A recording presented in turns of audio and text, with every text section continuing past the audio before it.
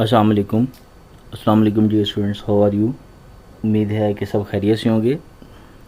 पिछले लेक्चर में हमने पढ़ा था motion of a simple pendulum, जिसमें हमने इसकी मोशन के हवाले से और सिंपल पेंडुलम के स्ट्रक्चर के हवाले से डिस्कशन की थी। इसके साथ साथ हमने acceleration, net force, restoring force, ये सारी बातें जो भी इन पैराग्राफ्स में लिखी हुई हैं ये हम डिस्कस कर चुके थे।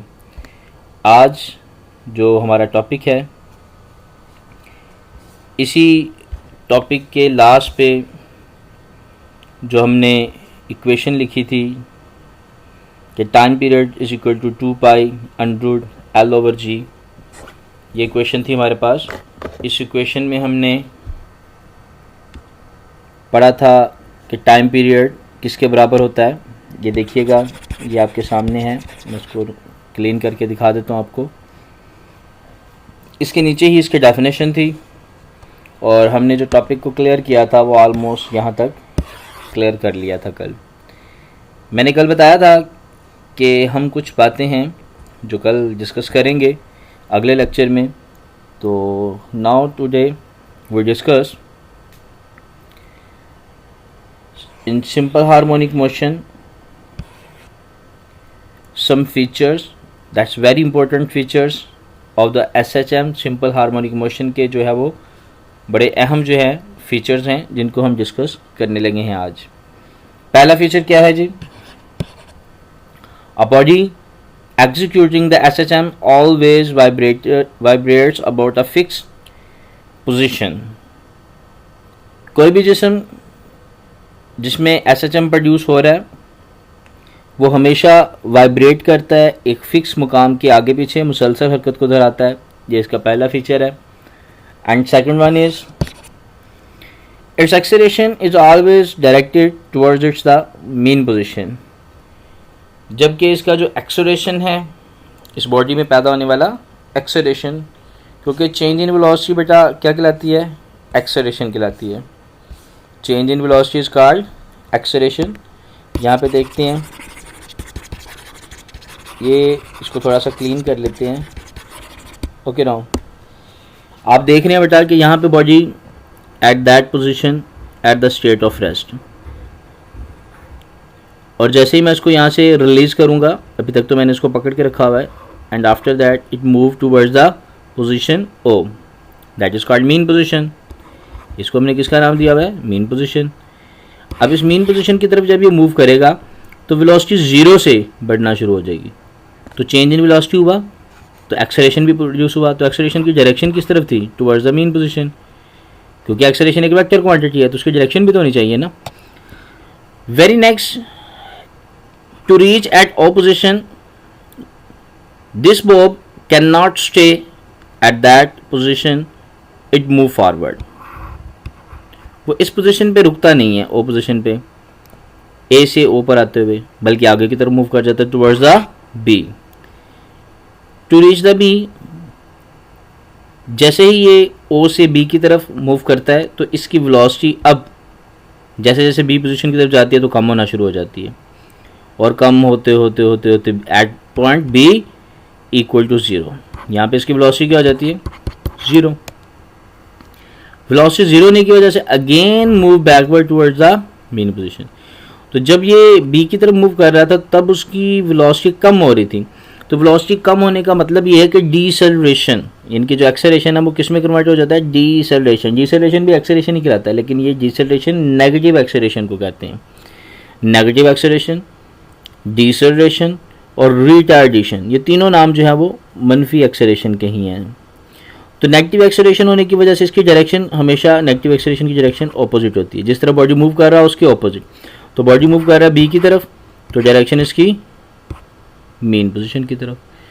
तो इसका मतलब हुआ बॉडी चाहे ए से ओ की तरफ आए या ओ से बी की तरफ जाए, या बी से ओ की तरफ आए या फिर ओ से ए की तरफ जाए, हर सूरत में उसकी जो डायरेक्शन है एक्सेलरेशन की always towards it's main position. दूसरी बात कल ये भी वाज़ेह की थी कि ये जो एक्सेलरेशन है वो इसकी मीन पोजीशन से ये एक्सट्रीम पोजीशन तक का जो फासला है, जिसे हम एम्पलीट्यूड कहते हैं, इसके वो डायरेक्टली प्रोपोर्शनल है। ये हमने पहले ही साबित कर दिया था पहले टॉपिक में, जब हमने SHM पढ़ा था मास स्प्रिंग सिस्टम में, तो वहाँ पे हमने साबित किया था कि ये एम्पलीट्यूड उसके डायरेक्टली प्रोपोर्शनल, जितना एम्पलीट्यूड ज़्यादा होगा एक्सेलेरेशन उतना ज़्यादा होगा। ठीक है, तो अगर मैं बात करूँ कि मीन पोजीशन पे एक्सेलेरेशन क्या होगा, तो याद रखिएगा मीन पोजीशन पे एक्सेलेरेशन 0 होगा। क्यों 0 होगा भाई? यहाँ पे वेलोसिटी तो मेरे ख्याल में मैक्सिमम है, तो फिर एक्सेलेरेशन क्यों 0 है? एक्सेलेरेशन इसलिए 0 है कि वेलोसिटी यहाँ पे जो है वो एम्पलीट्यूड उसका 0 हो जाता है।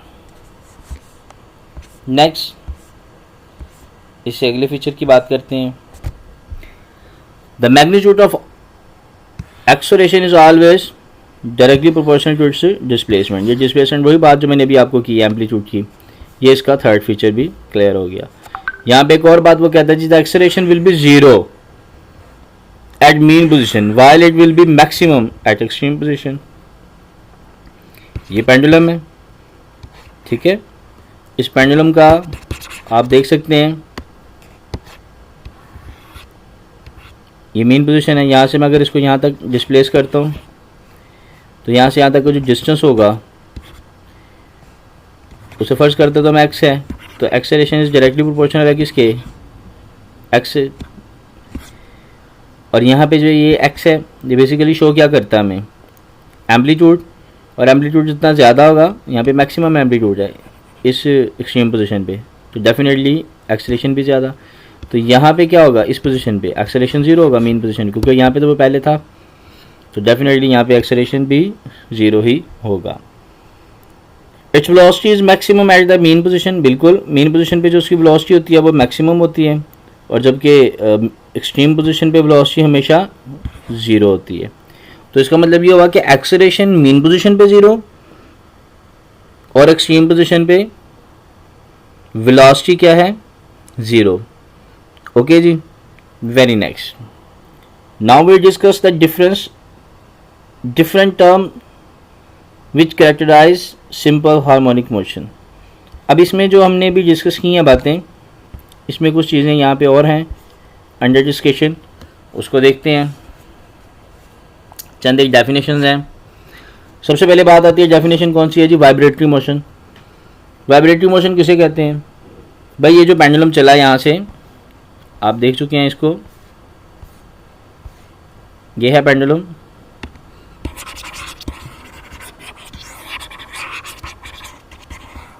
ये जो पेंडुलम यहाँ से मूव किया, इस पोजीशन से यहाँ पर आया और यहाँ से फिर यहाँ पे पहुँच गया। जब यहाँ पे पहुँचा तो इट कंप्लीट वन वाइब्रेशन, या you can say that one cycle. ठीक है, तो किसी एक कंप्लीट राउंड ट्रिप को, वाइब्रेटरी मोशन को हम बेसिकली किसका नाम देते हैं? हम बात करते हैं इसको कंप्लीट एक राउंड, एक रेवोल्यूशन को, एक सर्कल को, एक साइकिल को हम किसका नाम देते हैं? वाइब्रेशन का नाम देते हैं। Only one vibration. इसी तरह से मैं अगर टाइम पीरियड की बात करूं, what is the time period, इसकी डेफिनेशन मैं पहले भी डिस्क्राइब कर चुका हूं। तो time taken by the vibrating body to complete one vibration. तो यही जो वाइब्रेशन एक कंप्लीट हुई, यहाँ से पेंडुलम यहाँ पे था, यहाँ से ये इस पोजीशन पे और दोबारा यहाँ पे आया, तो कंप्लीट वन वाइब्रेशन होगी। इस वन वाइब्रेशन का जो वक्त होगा, टाइम होगा, उसे हम टाइम पीरियड का नाम देंगे। नेक्स्ट वन हमारे पास आ जाती है frequency. What is the frequency? Frequency होती है कि एक सेकंड में, ज़्यादा नहीं, सिर्फ ओनली 1 सेकंड, एक सेकंड में किसी मीडियम में गुजरने वाली नंबर ऑफ वाइब्रेटरी मोशन, ना number of cycles, number of waves भी कह सकते हैं। तो एक सेकंड में जितनी नंबर ऑफ वाइब्रेशन किसी में पैदा होती है वो बेसिकली उसकी क्या कहलाती है? फ्रीक्वेंसी। तो number of vibration in 1 second is called frequency. इसका आगे फार्मूला है, ये इसका फार्मूला है। फ्रीक्वेंसी बराबर होती है 1/कैपिटल T। कैपिटल T क्या है? ये टाइम पीरियड है, उसको टाइम पीरियड से ज़ाहिर करते हैं कैपिटल T को। Next, amplitude, the maximum displacement of the vibrating body either side from its mean position. यानी कि मीन पोजीशन से चाहे दाएं ले लें या बाएं ले लें, तो मीन पोजीशन से किसी भी एक्सट्रीम पोजीशन तक जो मैक्सिमम डिस्टेंस होता है that is called the amplitude. तो ये थी चंद डेफिनेशंस जिनको हमने डिस्कस किया, और इसके साथ ही हमारा ये लेक्चर कंप्लीट होता है आज का।